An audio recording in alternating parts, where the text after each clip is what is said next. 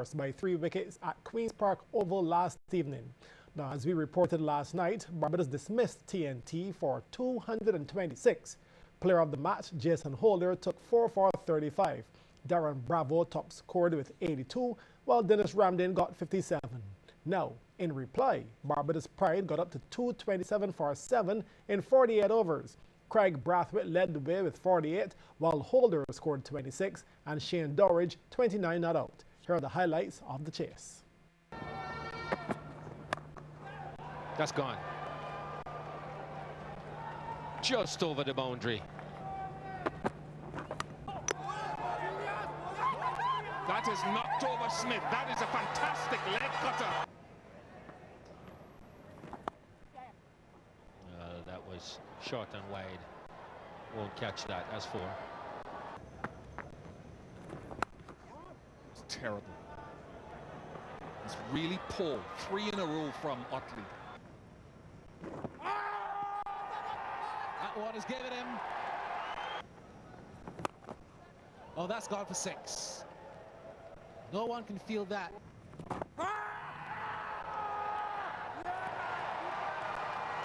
He's got the golden arm. Down the ground. Doesn't have the distance. Imran Khan attempts the catch.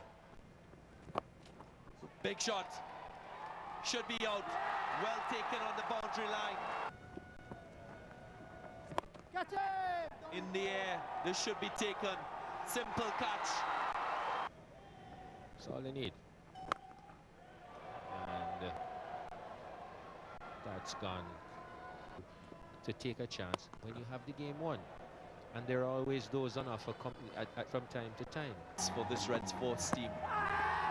Again, a big shot for LBW, and this time he's given it. So, tried to be trick super, and that's bowling. I told you. Game, set, match. Victory to Barbados.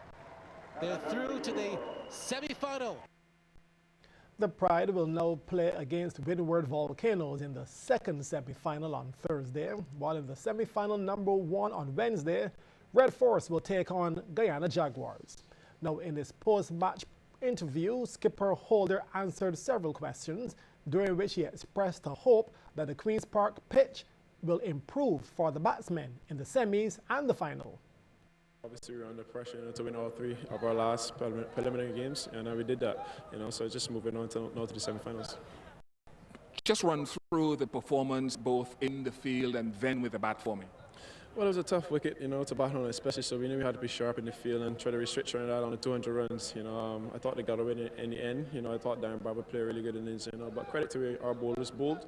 We really stuck to our task and we were able to close them up for 226. From a batting perspective, you've got such depth in your batting. You're happy with the contributions all along the line, or would you have preferred one guy to stick in a bit longer? Yeah, ideally we'd want one of the top 4 batsmen to go through. Obviously, Craig Brathwaite got a really good start, Jonathan Carter as well, and Shane Dorridge was very good in the end. Ideally on these kind of pitches you need one of the top 4 to go through, and we didn't have that today. But credit to where Shane Dorridge played. I thought he played a really excellent innings. He held things together nicely for us and was there at the end. How confident are you of having gotten into that semi-final, of pushing all the way? We're very confident. A plus for us is that we've been playing here, and other teams have to come here now and get accustomed to the conditions. I think it's a very tough pitch. Hopefully, in the semi-finals it could be a little better to bat on. But it's been tough work, and obviously we've had a few games here, so we can go into this semi-final a lot more confident.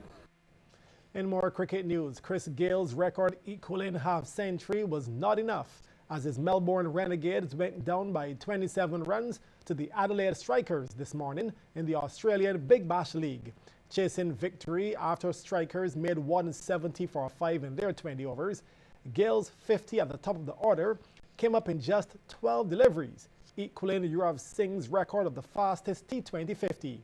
Gayle was eventually out for 56 from 17 balls, inclusive of 2 fours and 7 sixes, as Renegades were bowled out for 143 in 15.3. Switching sports now to football, defending champions BDF have lost their share of the early lead in the BFA's Digicel Premier League after they had to come from behind to draw with DirecTV Paradise last night at the BFA's AstroTurf in Wildy. Weymouth Wills are the ones still out front after their victory over Lumisol Technology Inc. Pinelands. CBC Sean Green reports. The BDF in green, Paradise in blue, and the defending champions with a true ball, but the keeper puts his body on the line just in time to keep the BDF out. This free kick in the 29th minute finds the anxious left boot of Elijah Downey, who finds the back of the net with a cracker of a shot to put Paradise up 1-0. The BDF start in the second half on the attack. A long-range bomb drops right into the arms of the keeper. From the other side, a few seconds later, the cross, and he really should have scored that, but the keeper says no. BDF trying to clear this one, but dispossessed by Downey, and a trouble for the keeper. Paradise shocking the BDF in the 67th minute, 2-0 in the lead.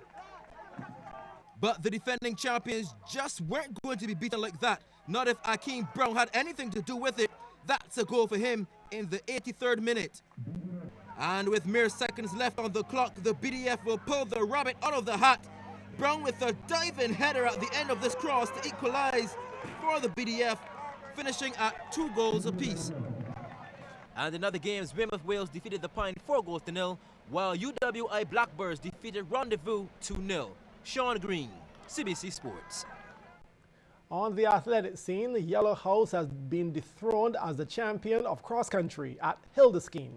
Green took the title today at the school ground, amassing 96 points, with Blue finishing second, Yellow third, and Red fourth.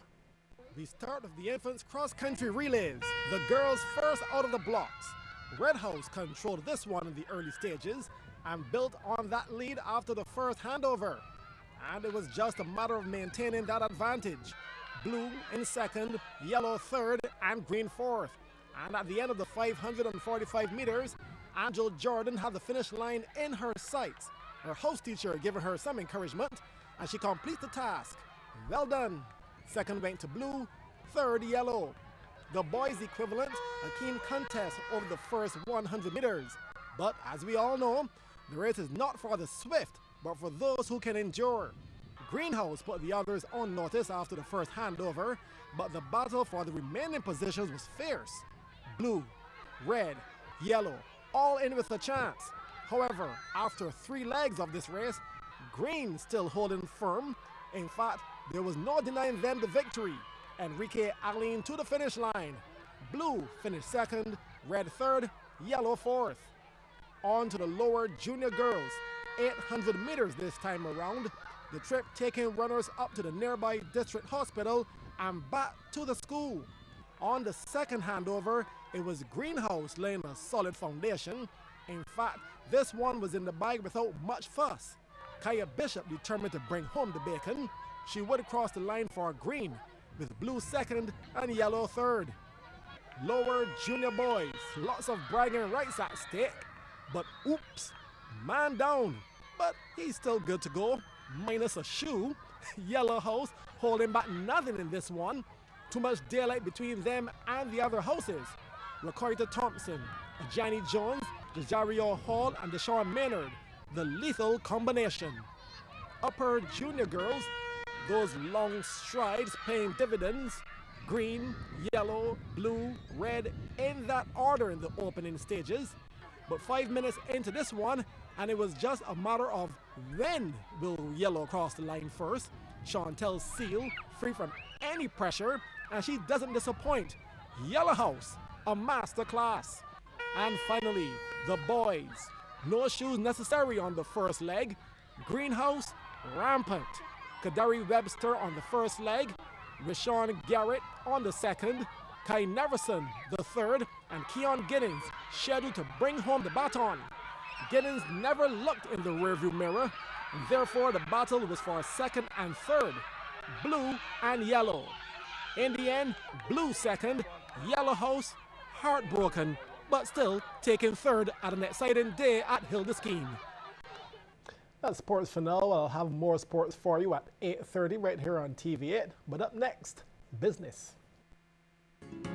Countdown to 50.